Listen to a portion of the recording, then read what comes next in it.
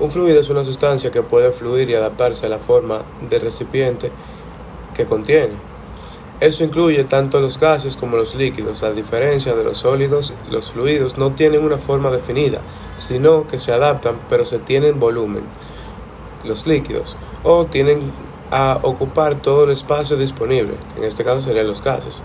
Características de los fluidos son que se deforman fácilmente al actuar fuerzas externas, presentan viscosidad o resistencia al flujo, están constituidos por moléculas que se mueven libremente unas respecto a otras y carecen de alguna forma propia. Bueno, en la naturaleza podríamos encontrar la materia presentada en distintas formas, tales como sólido, líquido, gaseosos y en condiciones extremas, como el plasma. De estos líquidos y los gases son considerados fluidos ya que no tienen forma propia, en cambio adoptan la forma de recipiente de los que los contienen. Los líquidos tienen volumen definido, pero no forma definida. Esto quiere decir que no se comprimen fácilmente y sus partículas están prácticamente cercanas entre sí, pero pueden moverse libremente. Los gases no tienen ni forma ni volumen definido, son compresibles y se expanden para lograr ocupar el espacio disponible, ya que las partículas de un gas se encuentran mucho más separadas y se mueven a una mayor velocidad. Bueno, estudiar los fluidos nos permite comprender fenómenos fundamentales como el comportamiento del aire y el agua, el funcionamiento de sistemas hidráulicos y neumáticos, la aerodinámica, la circulación de la sangre en el cuerpo humano, entre muchos otros. Además, los principios que rigen los fluidos, como la ley de Pascal y el principio de Arquímedes y la ecuación de Bernoulli, tienen aplicaciones prácticas en la ingeniería, la medicina, la meteorología y más. Bueno, sí, la presión es una de las propiedades más importantes de los fluidos. Nos referimos a la fuerza aplicada por el fluido sobre una superficie y es fundamental para entender cómo funciona. En física, la presión se define como la fuerza que se aplica de manera perpendicular sobre un área. Cuando estamos hablando de líquidos, la presión también depende de la profundidad en la que está el punto considerado. A medida en la que se desciende en un líquido, aumenta la cantidad de fluido encima del punto y por lo tanto aumenta el peso que se ejerce sobre él. La presión atmosférica es un fluido compuesto por principales gases como el oxígeno y el nitrógeno. El aire que hay sobre nosotros genera una presión considerable. Esta presión se llama presión atmosférica.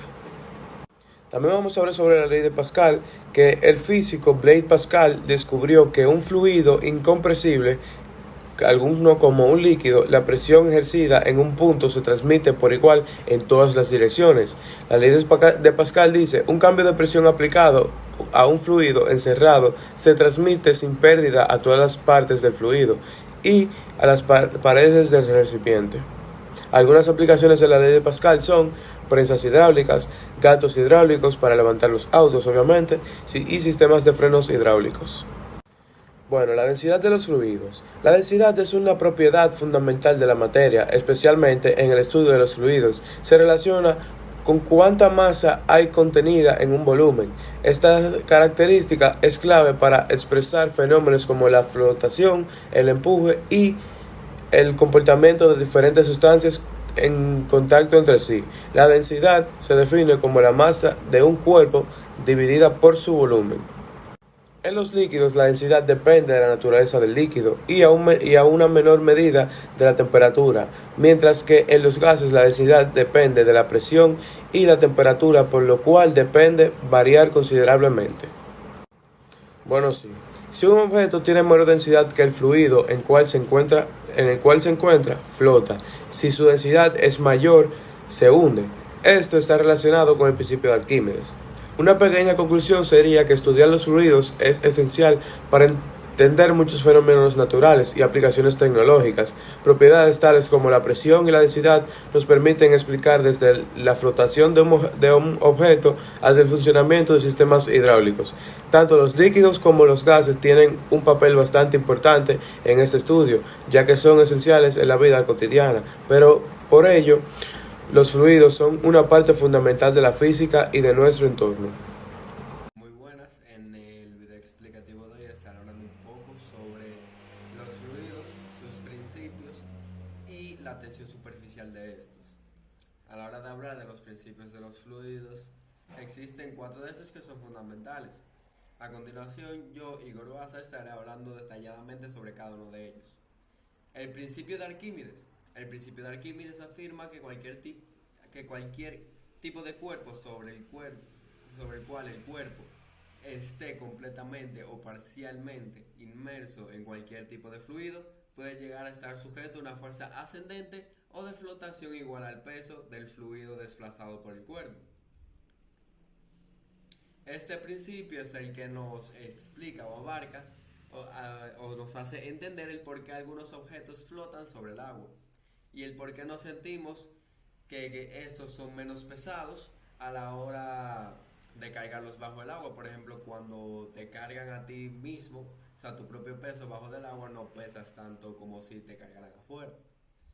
Ahora, el principio de Pascal. Aquí nos dan a entender que en el momento de imponer una presión en un punto en el que el fluido es incomprensible y restringido, dicha presión se puede transmitir con igual intensidad hacia cualquiera de los sentidos que podría ir y a todos y cada uno de los puntos del propio fluido. Esta es una de las aplicaciones más simples de este principio, que sería en los sistemas hidráulicos, tal y como los frenos de un vehículo motorizado o más bien un carro o en los elevadores hidráulicos. Aunque la fuerza puede ser aplicada en un área mínima y reducida, esa puede llegar a resultar en una fuerza aún mayor de la que podríamos aplicar al encontrarse en un área mucho mayor y más ancha. Ahora seguiría con el principio de Bernoulli, que se trata del principio que relaciona el nivel de velocidad, la presión y la altura de cualquier tipo de fluido que esté en movimiento. Poniendo su definición un poco más fácil y simple, se determina que al tener un flujo constante, una aceleración del fluido es posible de ser lograda concurrentemente a que el nivel de presión y de la potencia energética del mismo fluido se reduzcan. Este es uno de los principios más fundamentales e importantes para poder comprender cómo vuelan los aviones, cómo trabajan los carburadores y mucha variedad de fenómenos. Y por último estaría la ecuación de continuidad, que se establece sobre el principio de la conservación de la masa. Para cualquier flujo incomprensible del fluido dentro de un canal, el volumen del fluido que llega por un borde debe de ser igual al volumen del fluido saliente por la otra dirección durante el mismo momento. Ahora pasaría a hablar y detallar la tensión superficial de los fluidos. Al hablar de la tensión superficial de un fluido, es un fenómeno físico que tiene una tendencia a ocurrir en la superficie de cualquier tipo de fluido.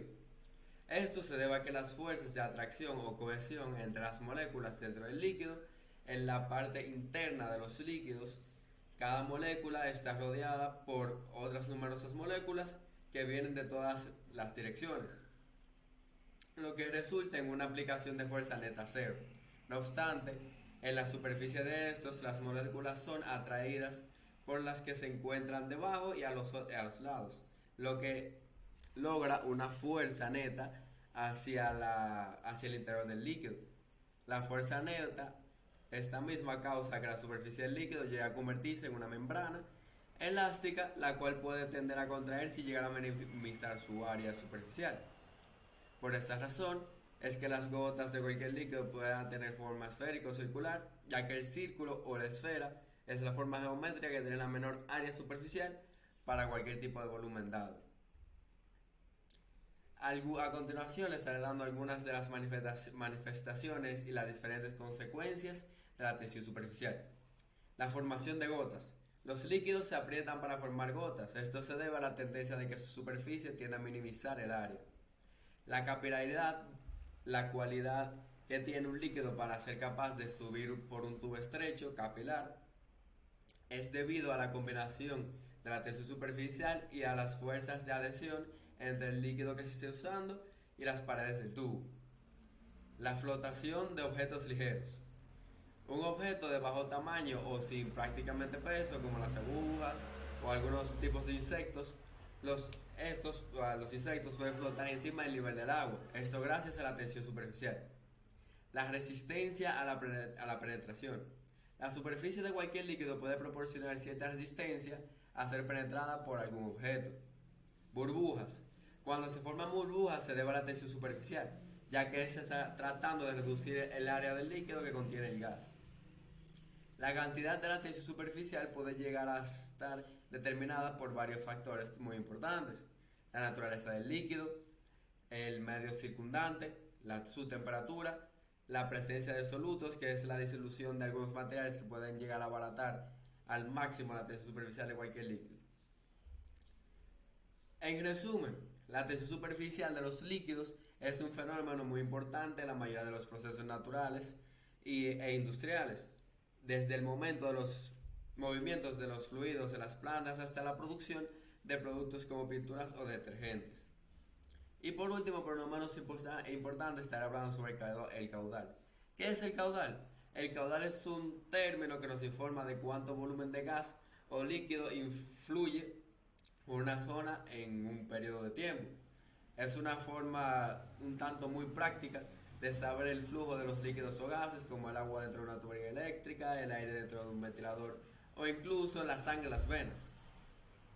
Ahora, los diferentes tipos de caudales son el caudal volumétrico, que se mide como el volumen del fluido que pasa por un segundo, por ejemplo los litros por segundo o metros cúbicos por segundo, y el caudal masivo, que este mide la masa del fluido que pasa por segundo.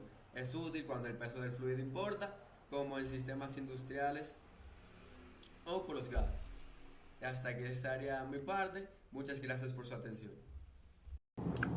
Buenos días, mi nombre es Richard y hoy les vengo a hablar sobre el proyecto que nos tocó a mí, a Luis Igor, y les voy a hablar sobre la conclusión del tema.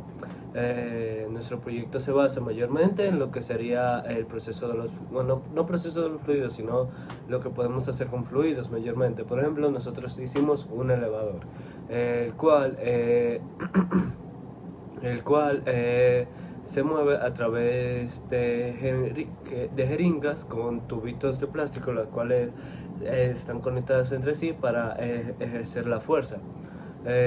Para este proceso utilizamos unos audífonos para demostrar el peso, y ahora eso sería más o menos el concepto básico del proyecto. Ahora una conclusión sobre el tema. A lo largo de este trabajo hemos aprendido que los fluidos son mucho más que sustancias que fluyen. Están presentes en cada aspecto de nuestra vida diaria, desde el aire que respiramos hasta el agua que bebemos. Aprender cómo se aplica la presión, la densidad o el principio de Arquímedes no solo proporciona métodos para llegar al problema físico, sino que nos permite sino que nos permite estar en condiciones de llegar al mundo que nos circula. Resulta sorprendente ver hasta qué punto llegan las leyes tan abstractas en clase. A veces el momento al ser llevadas a la práctica en ingeniería, medicina o incluso en sucesos tan básicos como nadar en la piscina. Estudiar los fluidos me hizo ver que la física no es algo lejano o complicado, sino una herramienta que es una herramienta